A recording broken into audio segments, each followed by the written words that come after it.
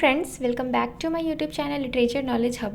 So today we will discuss one of the major literary movements of early Renaissance period, that is university wits. So the university wits is a phrase used to name a group of late 16th century English playwrights and pamphleteers who were educated at the universities of Oxford or Cambridge and who became popular secular writers.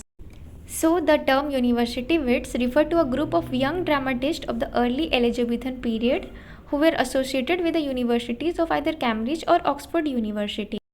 And the term university wits was coined by George Sainsbury. George Sainsbury was a 19th century journalist as well as author. The university wits include Christopher Marlowe.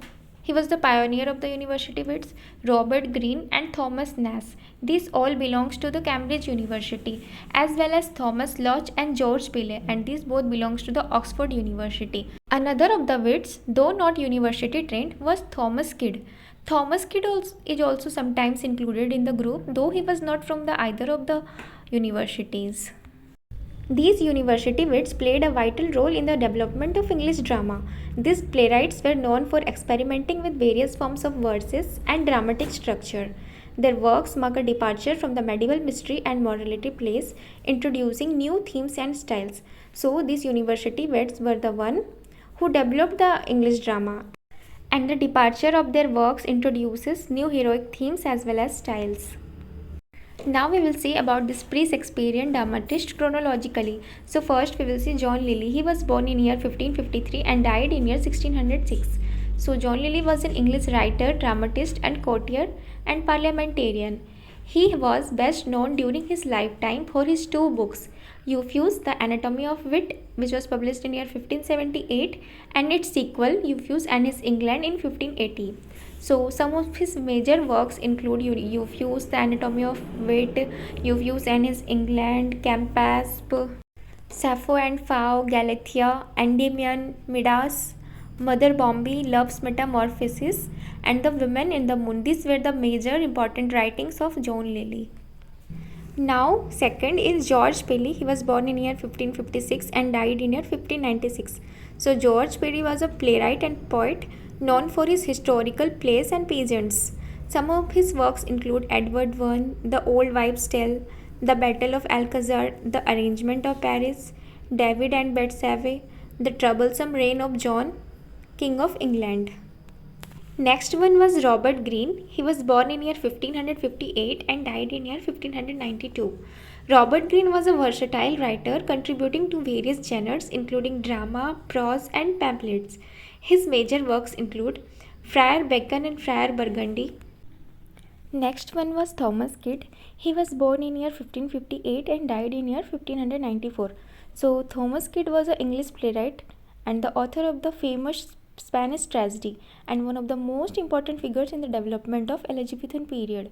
His major works include Don Horatio, the Spanish tragedy, which was published in year 1587. Spanish tragedy was one of his famous works. The Householder's Philosophy, The Murder of John Breven and Arden of Faversham. Next one was Thomas Lodge. Thomas Lodge was born in year 1558 and died in year 1625. Thomas Lodge was a famous physician and writer, contributed to both prose and drama. His notable works, Rosalind, a prose romance that served as the basis of Shakespeare as You Like It. His famous works are Rosalind, Euphues, Golden Legacy, found after his death in his cell at Silexedra in 1590. So this Rosalind influenced William Shakespeare to write his play As You Like It. Next and the most important of university wits was Christopher Marlowe. He was one of the pioneers of university wits. He was born in year 1564 and died in year 1593. Marlowe was one of the most renowned university wits and was a playwright and poet and translator of Elizabethan era. His contribution to blank verse and tragic drama significantly influenced later playwrights including William Shakespeare. So Christopher Marlowe was one of the founding members of University Wits and he also introduced blank verse in English literature and is also considered as one of the fathers of English tragedy.